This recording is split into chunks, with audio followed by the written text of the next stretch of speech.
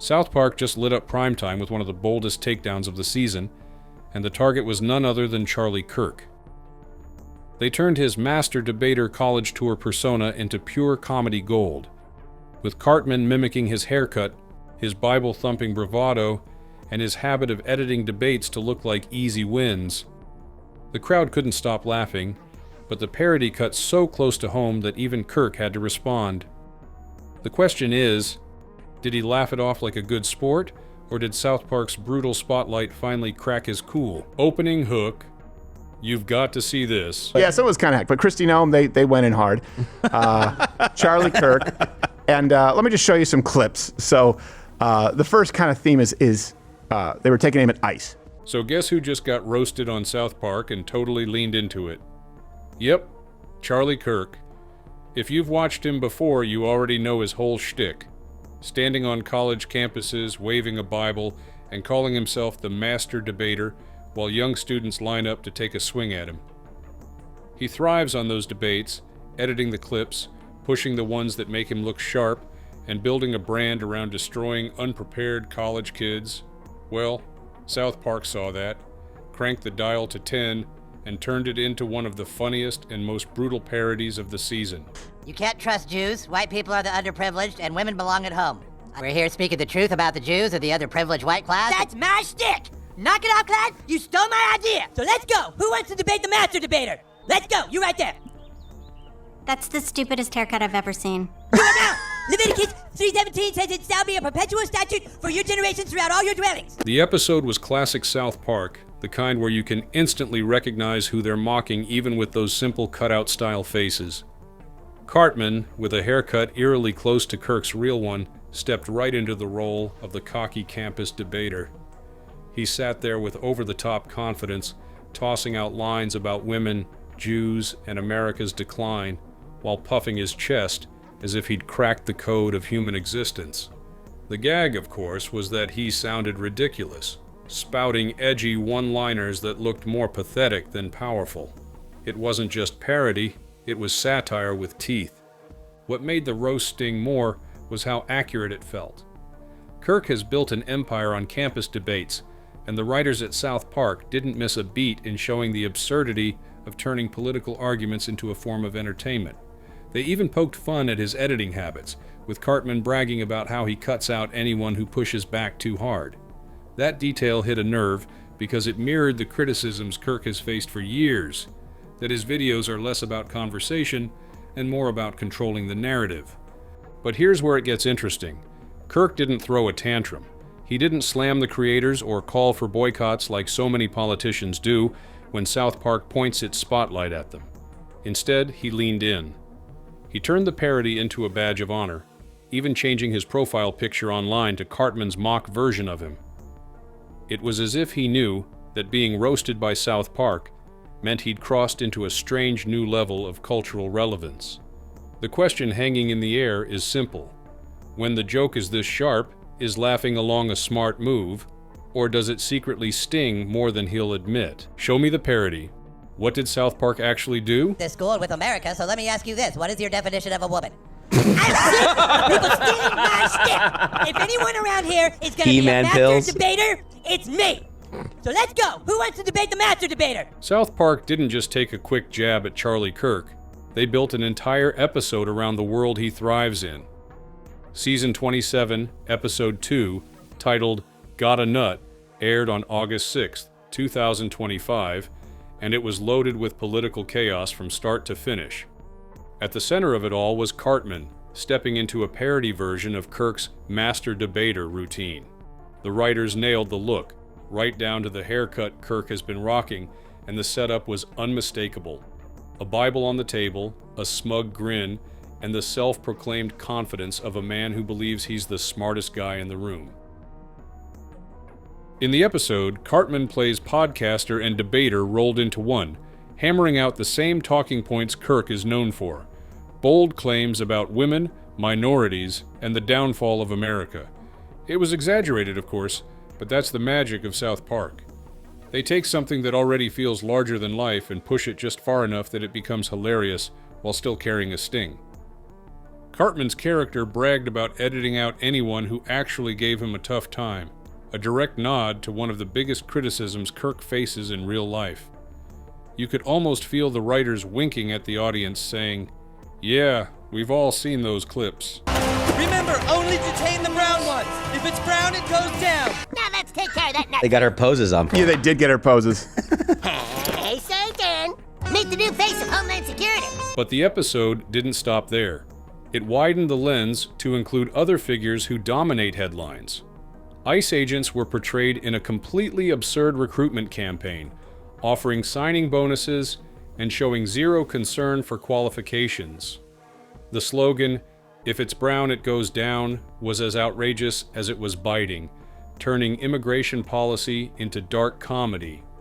Then came Kristi Noem, drawn as ICE Barbie, strutting through Homeland Security with exaggerated glamour that clashed with the brutality of the raids. It was brutal satire, aimed at turning her controversial past into a running gag. And just when you thought they were done, the writers dropped in J.D. Vance as Trump's eager sidekick, reduced to a punchline about loyalty and political ambition. It was classic South Park. No one walked away untouched, and the absurdity only made the message sharper. The entire episode worked like a chaotic circus, where each act got more outrageous than the last. Yet the brilliance was in how clear it all was. Cartman's parody of Kirk stood out as the anchor, but when surrounded by ICE raids, ICE Barbie, and a sycophantic J.D. Vance, the whole thing painted a wild picture of American politics in 2025. The result was both ridiculous and uncomfortably accurate, the kind of satire that makes you laugh and squirm at the same time. Charlie's reaction, chill or meltdown, which is You got a haircut. Cartman, not Cartman. Cartman. I thought it's Cartman is playing Charlie Kirk, which is When a show like South Park puts you in their crosshairs, most politicians or media figures either lash out or retreat in embarrassment. But Charlie Kirk didn't do either. Instead, he played it cool. Rather than going on a rant about how unfair the parody was, he laughed about it. He even told his audience that conservatives should know how to take a joke, drawing a sharp contrast with how others in politics often respond when the spotlight turns mocking. For someone who has built his reputation on fiery debates, his reaction was surprisingly calm, even a little playful. I think last week of Charlie Kirk, and Charlie Kirk immediately was like new profile picture. Yeah. He knew it was him. Well, he plastered it everywhere. And look, in Charlie Kirk's defense, I don't believe that he... Kirk took it a step further on social media. Instead of hiding from the parody, he embraced it.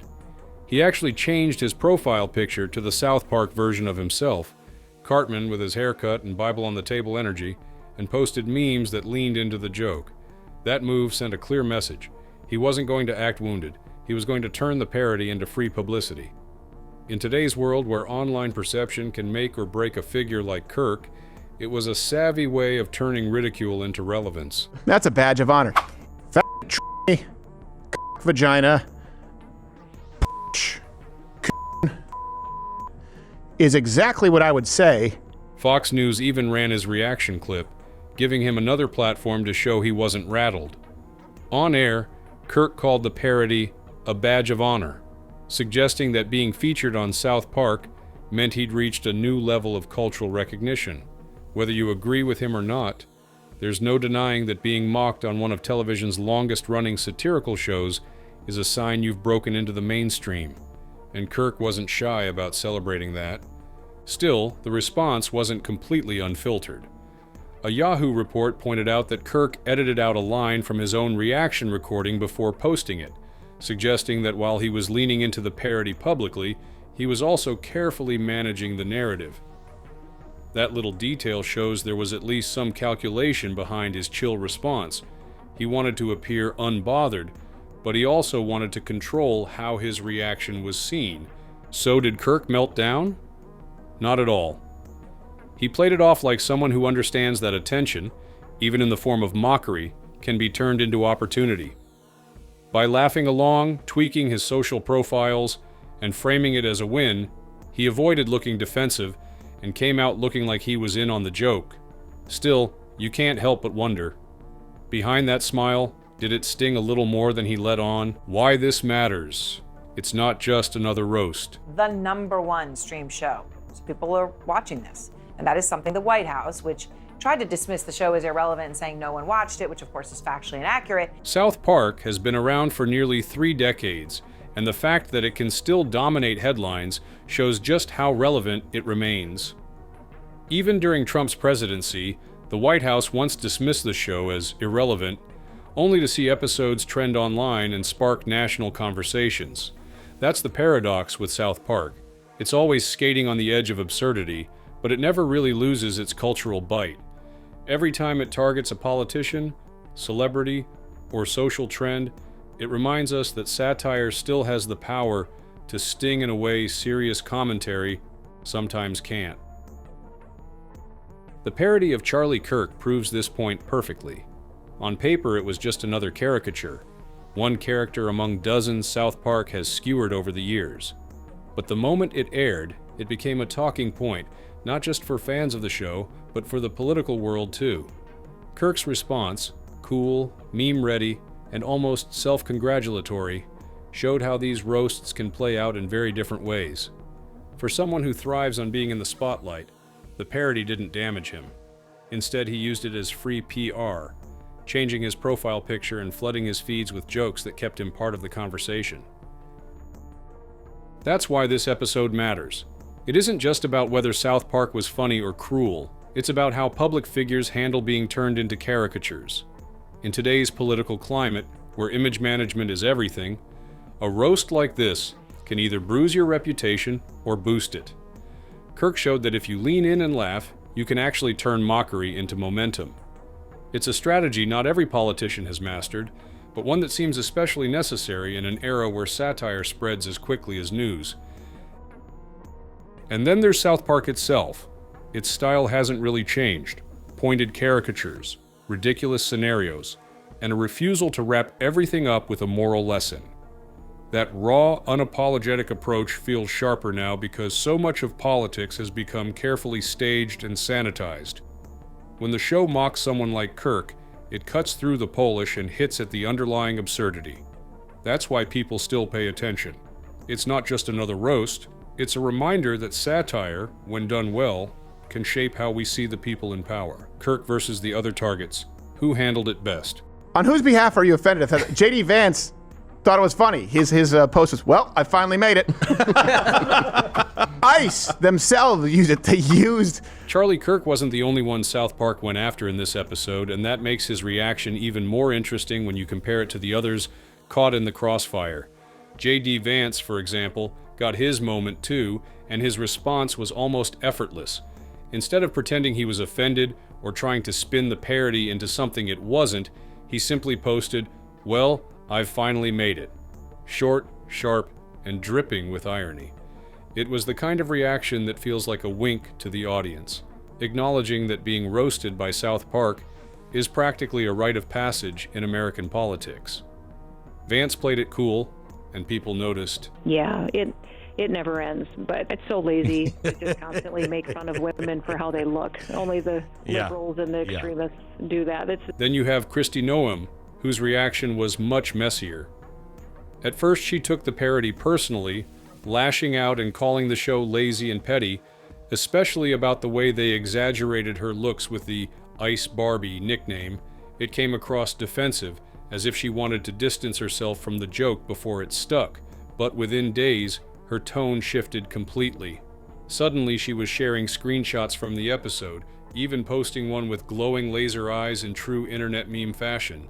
That flip-flop raised eyebrows because it felt less like confidence and more like scrambling to control the narrative after realizing that fighting South Park is a losing game. When you line them all up, Kirk, Vance, and Noem, the differences are clear. Kirk leaned into the parody with almost giddy enthusiasm, turning his profile picture into Cartman's version of him and treating the whole thing like a marketing opportunity. Vance stayed understated, dropping one line that said everything without saying too much.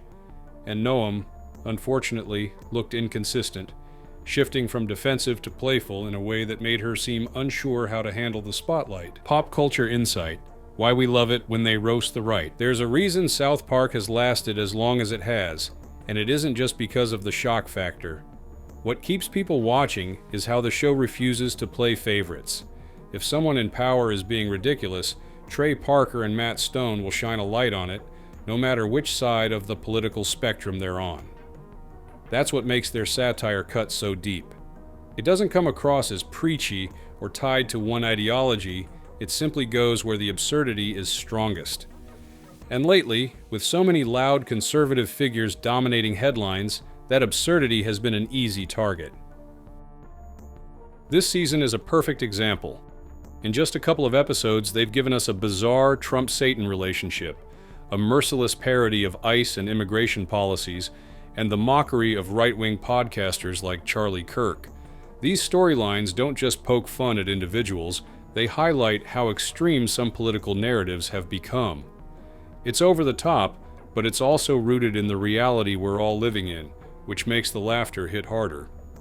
People tune in not just for the jokes, but because the satire feels like a release from the chaos of real life.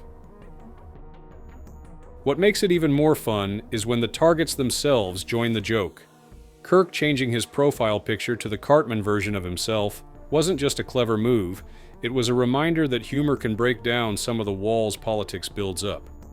J.D. Vance posting a single meme-like comment, "Well, I've finally made it," had that same effect.